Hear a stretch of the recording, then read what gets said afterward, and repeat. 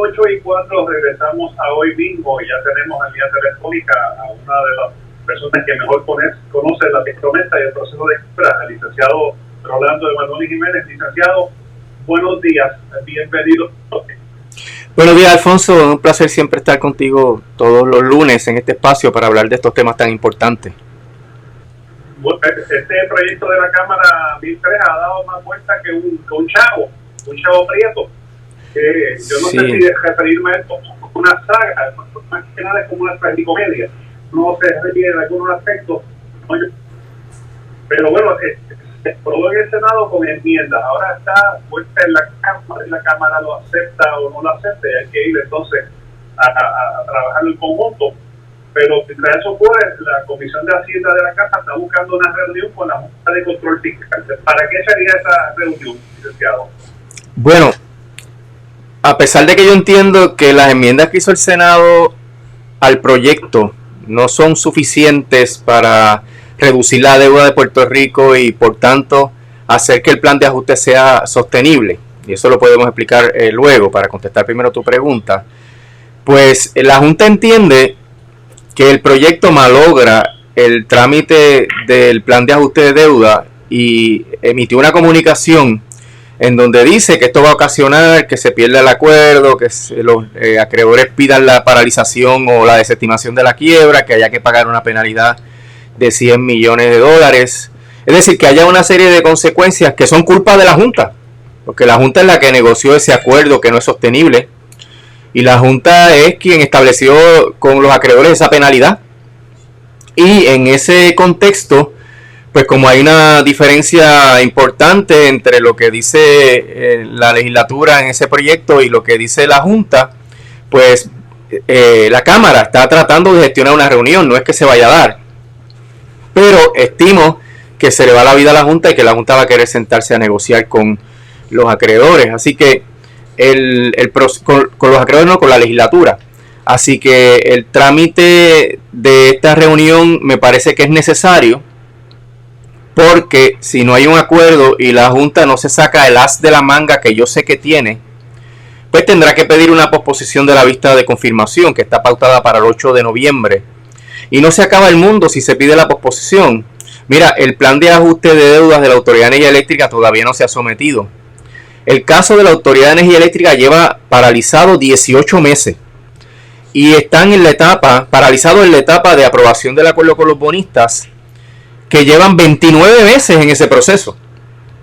Están por ahí metiendo miedo de que la tardanza en aprobar el plan de ajuste y en que se confirme va a hacer que la jueza lo desestime, y no miran que la experiencia y lo que dice la ley en cuanto a la desestimación de un caso tan importante es que solamente se desestima si hay un abandono por parte del deudor, lo que llaman lack of prosecution, que el deudor alce las manos y no haga más nada en el caso.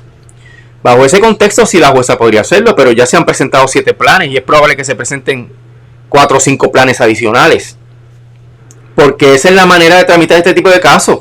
Estos casos no es 1, 2, 3, 4, 5, estos casos son complicados, y cuando se está negociando hay gente que se va uniendo, hay trabas que se le ponen al plan por los acreedores opositores, y el deudor tiene que ir manejando todo esto. Así que esto es un proceso normal. Aquí no hay ninguna crisis de que se vaya a caer el caso. La jueza no va a levantar el caso o desestimarlo, ni levantar la provisión contra las demandas, porque la Junta sigue tramitando el caso. Y si no se pudiera dar esta vista, que está para el 8 de noviembre, porque no se llega a un acuerdo, pues entonces se pone para marzo, se pone para abril, y se negocia para llegar a un acuerdo que sea sostenible, porque aquí el problema, Alfonso, es que la promesa de pago que hace la Junta es más allá de la capacidad del gobierno de Puerto Rico para cumplir. Y esto es fatal, porque nos podría llegar a un incumplimiento adicional y una segunda quiebra. Y los números de espacios abiertos, no sé si has visto una gráfica que he publicado en Twitter y en Facebook, son bien reveladores. El plan de ajuste de deuda promete casi $1,000 millones adicionales de pago de deuda a los acreedores, que lo que había que pagar en el 2016. Así que fuimos de Guatemala a guatapeor, y eso es una utilización malísima de los recursos que da la ley de quiebra, que es una ley de quiebra bien poderosa para ajustar las deudas y para que el deudor logre un nuevo comienzo, porque ese es el objetivo. Aquí la ley de quiebra no protege a los acreedores más que al deudor. La ley promesa protege más al deudor que a los acreedores. Lo que pasa es que la Junta está del lado de los bonistas. Como la Junta está del lado de los bonistas, en vez de utilizar todos los poderes de la ley, lo que hizo fue transigir los casos a favor de los bonistas y darle un recobro por encima del 76%, 77% de recobro de los bonistas. Y eso es una barbaridad cuando, por ejemplo, hay dos emisiones de bonos del 2012 y del 2014 que son casi 7,000 millones de dólares, y que la Junta va a pagar esa cantidad cuando todo el mundo sabe que son emisiones de deuda ilegales, que se emitieron cuando Puerto Rico estaba insolvente ya, que se emitieron por encima de los límites constitucionales. Así que en vez de seguir con los casos que la Junta radicó para impugnar esa deuda, que serían 7,000 millones menos, la Junta los transiguió y le está dando 60-70% a esos acreedores. Y eso es lo que hace que Espacios Abiertos diga, mira, eventualmente Puerto Rico va a entrar en una situación de impago adicional. Y eso no lo dice solamente Espacios Abiertos, que para los que no han escuchado ese nombre, es una organización sin fines de lucro que, entre otros asuntos, ¿verdad?, lucha por la transparencia, por la participación democrática de todas las personas y las comunidades, y ha entrado a estudiar este proceso de la quiebra, porque este proceso de la quiebra nos afecta a todos y todas, y han hecho este estudio muy puntual que se ha fundado también en los hallazgos de Stiglitz, que es un economista ganador del premio Nobel, de Martín Guzmán, que es un economista de renombre internacional, que ahora es el ministro de Economía de Argentina, de Glusman, de otro economista, y de los economistas locales como Alameda, Cao, etcétera, que han mirado este problema. Y el no poder pagar es una subutilización de los poderes de la ley promesa, y nos va a llevar a tener un servicio de la deuda que no podemos sostener. Entonces, mi planteamiento es que el proyecto de ley 1003, aún con las enmiendas del Senado, no se puede aprobar porque no reduce la deuda. Lo que tratan ellos es de hacer unas movidas en el presupuesto para proteger los municipios, para proteger los pensionados, para proteger a la Universidad de Puerto Rico, pero esos son asuntos del plan fiscal. Y como yo dije anteriormente, la Junta tiene un as en la manga, y ese as que no ha mostrado, porque primero quiere arrodillar a la legislatura sin utilizarla, es que los asuntos de plan fiscal son de su exclusiva jurisdicción. Ya la jueza ha resuelto que nadie, ni siquiera el tribunal, puede modificar una decisión de la Junta sobre plan fiscal y presupuesto. Por ende, nada que se ponga en esa ley para mover un dinero de aquí a otra partida, darle un dinero adicional a la universidad, tiene validez jurídica dentro del esquema de subordinación colonial. Entonces, ¿qué va a hacer la Junta si no llega a un acuerdo? Porque la Junta obviamente quiere la ley más limpia posible para que no haya ninguna reserva.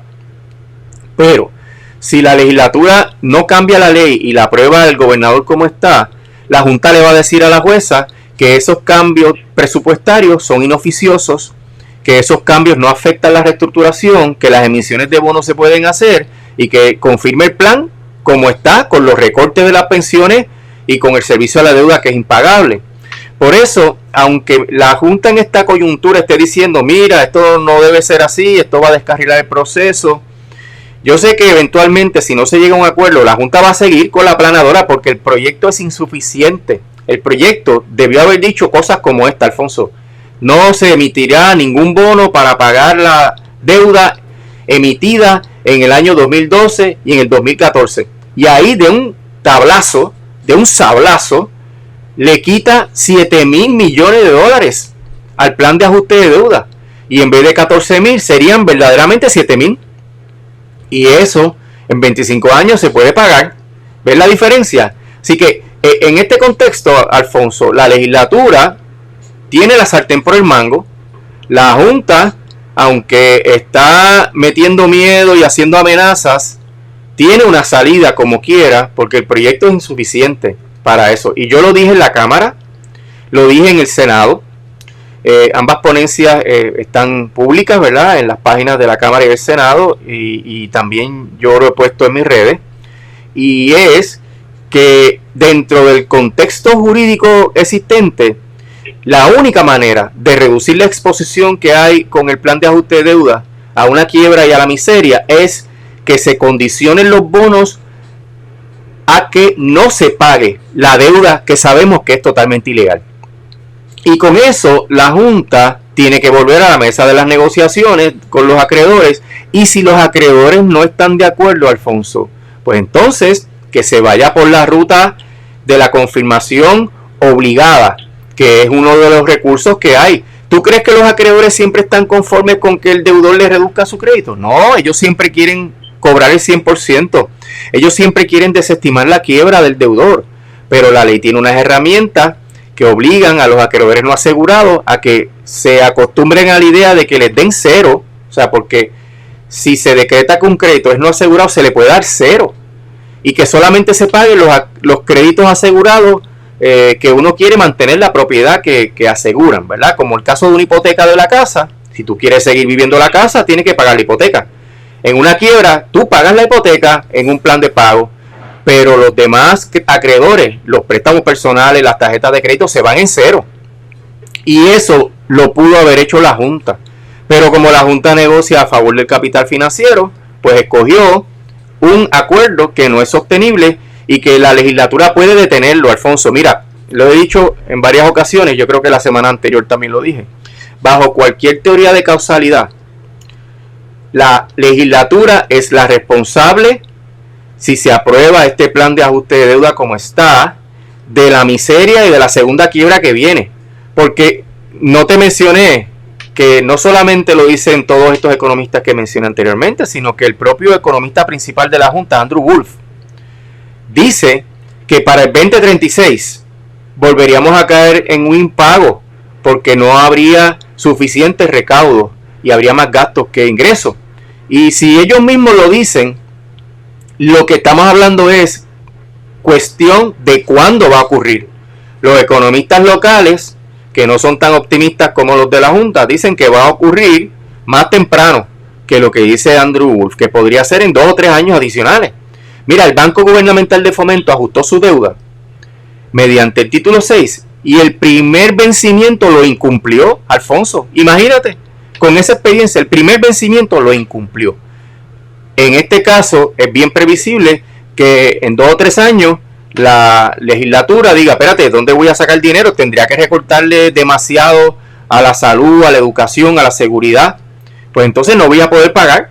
Y eso es lo que nos va a llevar a una situación que realmente va a acabar con la viabilidad de este país, porque va a fomentar la emigración, se va a reducir dramáticamente la base contributiva. Y realmente, como dice nuestro querido amigo Luis Rey Quiñones Soto, que espero que esté escuchando, nos va a llevar a la miseria. ¿Y qué es la miseria? Nos vamos a comer hasta las raíces, Alfonso, con este plan de ajuste de deuda que la legislatura puede detener. Y por eso digo que la legislatura, bajo cualquier teoría de causalidad, es la responsable de lo que nos pase con el plan de ajuste de deuda.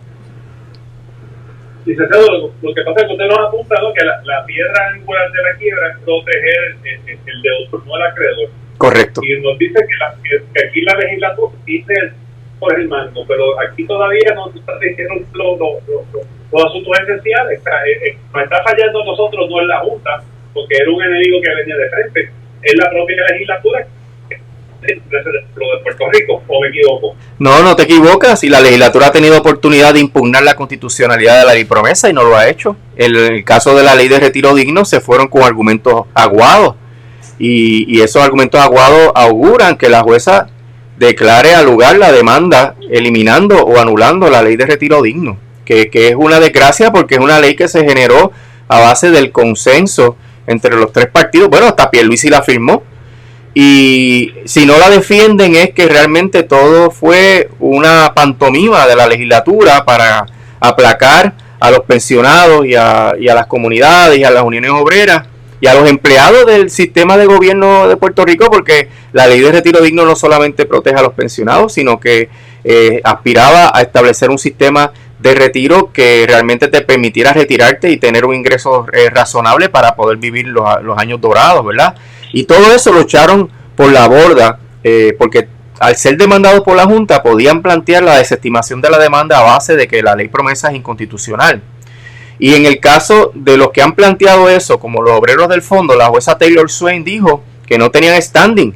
Pues entonces, si la Junta, que atropella al gobierno todos los días mediante las cartas que escribe diariamente, no tiene legitimación activa, nadie tendría legitimación activa. Y al demandarte, ya no hay un issue de que tú fuiste al tribunal a reclamar y que tienes que probar la legitimación activa y la jurisdicción. No, cuando te traen al tribunal, tú presentas todas las defensas. Así que estaba expedito el camino para lograr que los tribunales de Estados Unidos tuvieran que evaluar la constitucionalidad de la ley promesa. Y tú dirás, bueno, pero acuérdate que ellos son los tribunales del imperio. Sí, pero esto crea un reconocimiento del problema, permite una plataforma para hacer gestiones políticas, permite una plataforma para ir al Congreso, para presionar a la Casa Blanca para que se den cuenta de que la ley promesa nos va a llevar a una situación totalmente insostenible, tanto para Puerto Rico como para Estados Unidos.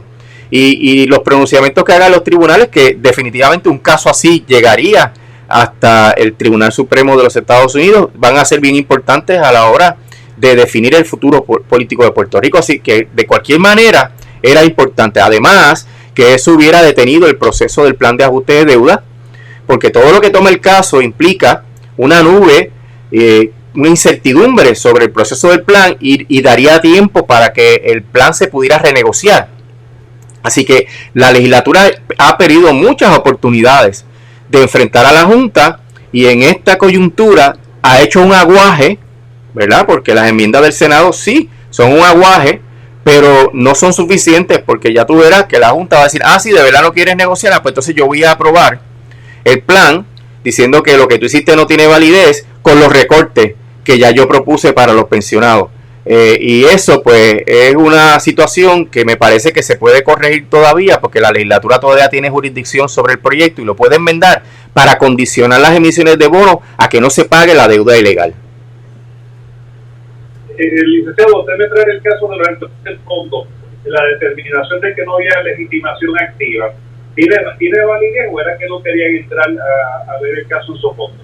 Pues yo creo que no tiene validez, Alfonso, y de hecho ese caso se está preparando para presentarlo ante el Tribunal Supremo de los Estados Unidos, porque los empleados del fondo son acreedores del gobierno central y el fondo está bajo el caso de quiebra del gobierno central, y los acreedores pueden impugnar la ley de quiebra. Eso ha pasado en otras ocasiones en Estados Unidos, donde han tenido legitimación activa para impugnar, y de hecho una vez se declaró, el caso de Marathon Pipe, se declaró inconstitucional la ley de quiebra, porque se excedía en las prerrogativas del artículo 3 de la Constitución Federal del Poder Judicial.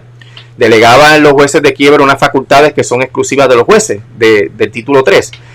Y eso pues era un precedente, o es un precedente significativo. Así que me parece que fue una manera de evadir el asunto. Obviamente hay que agotar todos los remedios judiciales y esperemos a ver qué dice el Tribunal Supremo.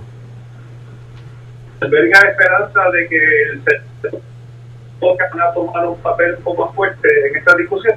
Alfonso, se entrecortó y no entendí la pregunta. No, si alberga esperanza de que la Cámara y el Senado van a, desde algún momento van a sacar un poquito de espina dorsal y van a tratar este tema con la seriedad que amerita. Mira, Alfonso, están totalmente informados. Yo he comparecido y he explicado todo este issue públicamente, y también lo he explicado a algunos de los legisladores personalmente. O sea que no es por falta de información o desconocimiento. El asunto obviamente es que incide mucho el miedo. Aquí hay unos complejos que están haciendo mucho peso. El complejo del deudor, que es el que tenemos todos y todas, de que las obligaciones se pagan. La ley de quiebra no funciona a base del complejo del deudor, todo lo contrario. Esto no es un asunto moral. Aquí hay legisladores que dicen, no, es moral pagar, pero moral pagar y liquidar tu pueblo y obligar a la emigración y a la miseria. No, eso no tiene que ver nada con la moral. Y el otro asunto es obviamente el poder colonial, ¿verdad? El complejo colonial que tenemos como colonizados también pesa mucho. Pero el que se haya trancado el bolo ahora, como uno dice, el que esté trancado el juego de dominó es precisamente por la presión que han ejercido múltiples grupos que han entendido lo que está pasando. Espacios Abiertos ha sido fundamental en este proceso. La Comisión por la Auditoría de la Deuda, Construyamos Otro Acuerdo, las uniones obreras. O sea, la presión ha sido importantísima para que estemos en esta coyuntura. Hoy, uno de los defensores más importantes de la ley promesa y con gran influencia en el país, pues está diciendo que el acuerdo nos va a llevar a la miseria. Que es un cambio de postura a mi juicio, porque ese periodista que está en prensa, radio, redes, televisión, siempre ha dicho que la ley promesa es lo mejor que nos pasó y que había que utilizar la ley promesa y tragarnos la ley promesa con el proceso de ajuste de deuda, y ahora está diciendo, ojo, este plan nos va a llevar a la miseria, la legislatura tiene que actuar aquí, no pueden hacer como mismo hicieron en Cofina, y eso es importante. Yo creo que ha habido un cambio de conciencia sobre la función de la Junta en Puerto Rico, y cada vez el pueblo se está enterando más a fondo sobre lo que implica este plan de ajuste de deuda, y eso es importante, y yo creo que podríamos ver a la legislatura, porque todavía tienen tiempo, Alfonso, de hacer algo mejor, de salvar al pueblo de Puerto Rico mediante enmiendas adicionales al proyecto 1003 de la Cámara.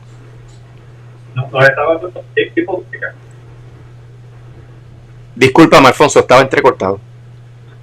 Que nos está hablando de Jay Fonseca. Sí, Jay Fonseca escribió una columna y está obviamente por todas las redes. Tiene una penetración tremenda en las redes y en los medios. Así que Jay Fonseca siempre ha sido un defensor acérrimo de la Junta y de los poderes de la ley promesa. Y hoy está llamando la atención sobre que lo que viene es un disparate.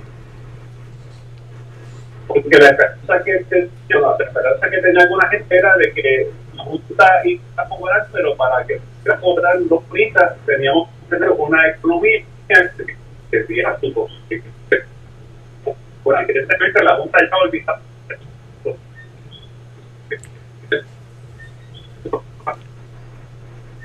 Licenciado, ¿escucha?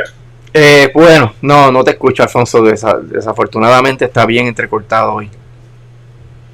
No le decía que era Puerto Rico para poder pagar, y evidentemente sí, por lo que escucho, Alfonso, por lo que escucho, sí, la Junta tiene una ley bien poderosa que pudo haber ajustado el crédito de Puerto Rico a una cantidad sostenible, 500 millones al año, total, ¿verdad? Pero la Junta juega el juego de los bonistas, del capital financiero. Sus vínculos, su origen es en ese capital financiero, y en ese sentido, pues las garras de la Junta se vieron totalmente con los planes fiscales que impusieron las medidas de austeridad para exprimir al pueblo de Puerto Rico, para ahorrar, para poder pagarle a los bonistas, y con el plan de ajuste que nos condena a esos pagos que no se pueden pagar. Y por eso es que hay cerca de 10 mil millones de dólares ahorrados. Ese dinero es porque obviamente se han impuesto toda una serie de medidas de austeridad y de control que han permitido esos ahorros. Y eso es la garra de la Junta, nos asfixia, nos exprime para guardar el máximo para los bonistas. Y esa idea que se veía desde el comienzo, en PAB siempre estuvimos hablando de ese tema, pues ya el pueblo lo está sintiendo en carne propia y ya puede anticipar las consecuencias de esas políticas neoliberales y de esas medidas de protección del capital financiero. Y afortunadamente pues ha habido un cambio de conciencia, ¿no? Y ha habido un entendimiento más concreto de que a la Junta hay que oponerse y que la legislatura tiene que hacer el trabajo de representación del pueblo de Puerto Rico, y no hacerlo es un abandono total de sus deberes fiduciarios que deben tener en protección del pueblo de Puerto Rico, y es una catástrofe política. Son una clase intermediaria colonial, Alfonso. O sea, tú no puedes tener altas expectativas de esa clase, pero aquí es evidente, porque esto es una cuestión de números. ¿A quién le van a quitar el dinero del plan de ajuste de deuda, que son más de 3 mil millones de dólares? A la educación, a la seguridad, a la salud, a los servicios esenciales. Esa es la situación que estamos enfrentando, Alfonso, que vamos a tener que hacer recortes adicionales a todos esos renglones para poder pagar, y eventualmente, como la situación económica de Puerto Rico no va a mejorar, lo dice la propia Junta, pues eventualmente no vamos a poder cumplir con los requisitos del plan de ajuste de deuda y va a venir esa segunda quiebra. Y en esa segunda quiebra no se pueden ajustar los bonos, los créditos, no se pueden modificar ni reducir los bonos que se ajustaron en la primera quiebra. Por ende, vamos a tener que ir detrás de los pensionados y de los servicios esenciales, lo cual va a ser una crisis humanitaria realmente en Puerto Rico. Muchas gracias. Que tengas una bonita semana. Como no, Alfonso, estamos a la orden, seguiremos informando por aquí por PAB.